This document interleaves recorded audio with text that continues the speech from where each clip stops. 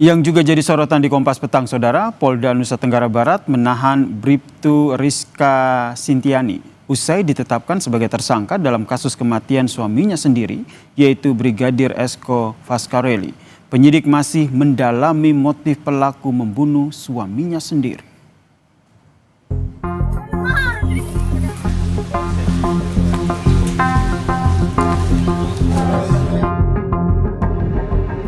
Kasus tewasnya Brigadir Esko Fascarelli, anggota Polsek Sekotong, Lombok Barat, menguak fakta mencengangkan publik usai polisi menetapkan istri korban, Bribtu Rizka Sintiani, sebagai tersangka.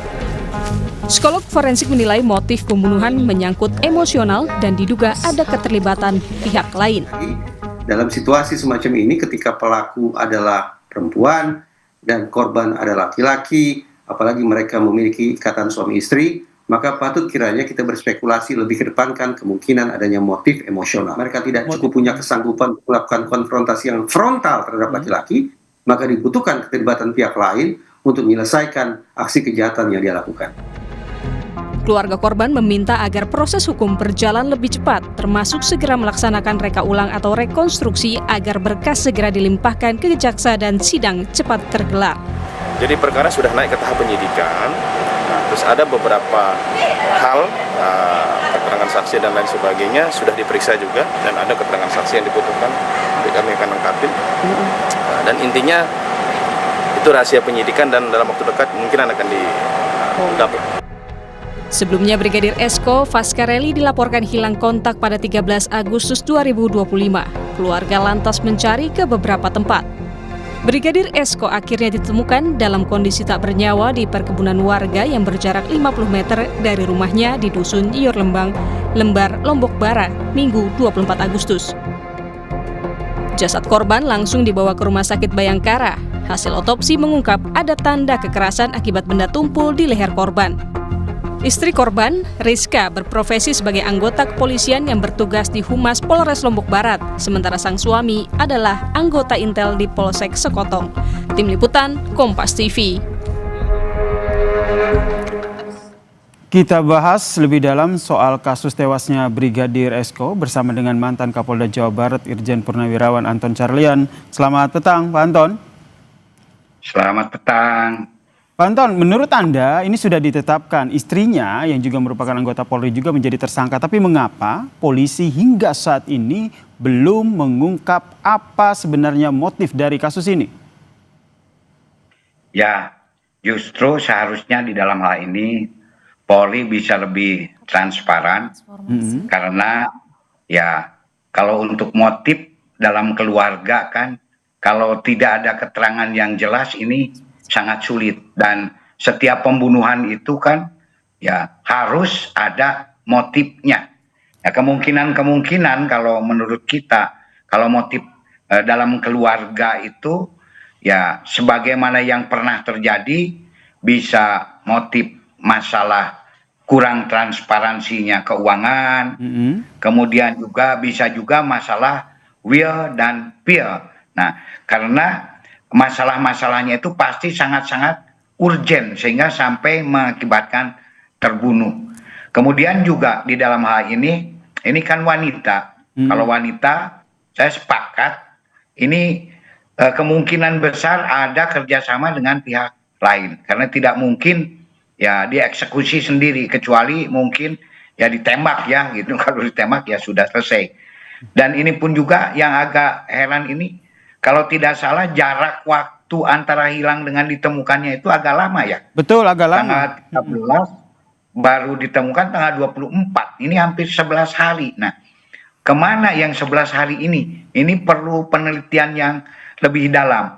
Apalagi sekarang dari pihak Bribtu Rizka itu sendiri yang mengatakan keberatan akan dijadikannya sebagai tersangka. Memang jadi menurut Anda, Pak Anton, ada keterlibatan dari pihak lain, tidak ada tersangka tunggal yang sudah ditetapkan oleh polisi, yaitu istrinya sendiri. Karena kalau kita lihat korban ini sendiri kan sebenarnya adalah seorang polisi yang bertugas sebagai intel begitu, yang kita tahu bahwa memiliki keterampilan sedemikian rupa sehingga akhirnya bisa dikatakan apakah mungkin ini pelaku bertindak dengan bantuan orang lain seperti yang Anda sampaikan tadi? Ya, itu seandainya tersangkanya itu adalah istrinya gitu kan. Tapi kan ini juga belum jelas apakah betul tersangkanya ini istrinya atau tidak. Nah, karena adanya keberatan-keberatan dan masalah apakah dia punya keahlian atau tidak dalam kondisi yang lengah, ya tetap saja bisa terjadi sehebat apapun juga. Jadi ya walaupun memang kita ahli bela diri saja, tapi dalam titik yang lemah kita bisa saja, apalagi sampai dikeroyok oleh beberapa orang. Ini kan sangat memungkinkan. Ini yang kemungkinan-kemungkinan analisa-analisa yang bisa kita sampaikan. Jadi seandainya memang betul itu istrinya sebagai tersangka, otomatis pasti dilakukan oleh beberapa orang. Dan karena motifnya lebih ya, kepada sangat riskan kalau ya Pak Anton, motifnya lebih kepada arah, maaf saya potong, motifnya lebih kepada memang urusan keluarga, karena ini urusan lebih kepada urusan personal gitu, karena ini suami dan istri, atau Anda melihat ada motif lain? Kita belum bisa memastikan secara tajam ya, karena kita kekurangan daripada saksi-saksi. Ya makanya paling juga melihat dari jurisprudensi yang pernah ada. Kalau masalah rumah tangga itu tidak jauh dari sampai terjadinya satu eksekusi itu tidak jauh dari masalah satu keuangan, kedua masalah adanya pihak ketiga, pil atau will. Nah, kemungkinan di sini adanya will wanita lain, tapi ini kan tidak diungkapkan siapa wanita lainnya. Sampai-sampai seorang istri begitu emosi seandainya tersangkanya yang bersangkutan ingin menghabisi, tentu ada masalah yang sangat urgent yang tidak bisa dimaafkan. Ini gitu. Oke, kemudian dari sejumlah informasi yang sudah disampaikan ke publik, yang pertama sang pelaku yaitu istrinya sendiri ternyata tidak melaporkan kepada pihak desa bahwa suaminya hilang. Kemudian lokasi jenazah ditemukan ini berada di dekat dengan rumah pelaku atau rumah korban. Apa yang bisa Anda baca dari informasi ini? Ya itu mungkin salah satu indikator kenapa Polres pihak penyidik menetapkan yang bersangkutan sebagai tersangka. Dan juga mungkin adanya kesaksian-kesaksian yang lain yang memang sampai saat ini belum bisa diungkapkan. Ini kan masih dirahasiakan atau masih belum diadakan press release dari pihak kepolisian itu sendiri. Memang itu salah satu kejanggalan, kok hanya 50 meter gitu kan.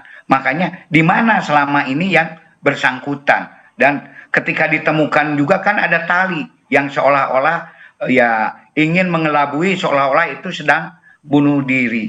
Ini pun juga ya perlu sekali lagi biar masyarakat tidak bertanya-tanya, apa salahnya tim Polri menyampaikan press release mulai dari motif, saksi-saksi, tersangka dan lain-lain. Toh Jadi, ini sudah terbuka daripada sekarang masyarakat malah bertanya-tanya, ini kurang transparansi daripada pihak Polri. Jadi menurut Anda mendorong pihak Polri agar segera mengungkap ya motifnya apa dan juga sebenarnya kronologi kejadiannya seperti apa ya? Betul sekali, karena ketika dijadikan tersangka kan langsung ini tidak dijadikan saksi dulu, pasti pihak Polri sudah punya keyakinan yang sangat penuh bahwa yang bersangkutanlah pelakunya. Tapi seandainya masih kira-kira seperti kasus Subang, kan justru tersangkanya itu suaminya dijadikan saksi dulu di dalam pemeriksaan. Tetapi ini langsung saja dijadikan tersangka, bahkan sekarang sudah ditahan. Ini mengindikasikan sudah ada bukti yang sangat kuat, baik saksi, barang bukti maupun motif-motif daripada pembunuhan ini sendiri. Hanya tinggal press release saja. Nah itu yang masih kita nantikan ya. Juga ada kemungkinan juga kenapa belum diumumkan, ada tersangka lain yang belum tertangkap, itu kemungkinan. Karena ya tidak menutup kemungkinan bukan sendiri gitu. Oke, ini yang masih kita nantikan press release-nya apa. Tapi menurut Anda sendiri, apakah faktor korban yang juga merupakan anggota Polri ini jadi salah satu pertimbangan kenapa akhirnya Polri ataupun pihak penyidik ini berhati-hati dalam mengungkap motif dari kasus ini? Saya kira dengan contoh kasus Sambo itu sangat terbuka sekali. Karena ketika polisi melakukan satu tindak pidana, maka yang berlaku adalah selain hukum internal yaitu disiplin dan etik, juga berlaku hukum sipil yaitu hukum pidana. Nah, kalau pembunuhan ini kan lebih menyangkut kepada ranah hukum sipil, hukum pidana. Jadi ya harus ya diungkap secara transparan sehingga bisa lebih jelas. Oke, sekali lagi yang saya tanyakan ke Pak Anton, jadi kenapa akhirnya Polda NTB ini masih belum juga mengungkap motif dari kasus ini? Atau juga mungkin ya masih ragu-ragu kalau menurut saya, makanya ada komplain dari pihak pengacara tersangka. Tapi kalau ragu-ragu, kenapa harus ditahan? Ini juga jadi sebetulnya tinggal keberanian saja. Kenapa ini tidak diungkapkan press release-nya dengan jelas, sehingga bahkan ini kan sekarang sudah termasuk kasus yang ranah perhatian publik gitu kan. Betul. Justru terhadap kasus-kasus yang perhatian publik itu Polri harus responsif memberikan informasi kepada masyarakat sehingga tidak membingungkan masyarakat. Baik, kita nantikan bersama ya seperti apa Polda NTB menguak motif dari kasus pembunuhan ini. Terima kasih Pak Anton Carlyan atas perspektifnya di Kompas Petang. Salam sehat.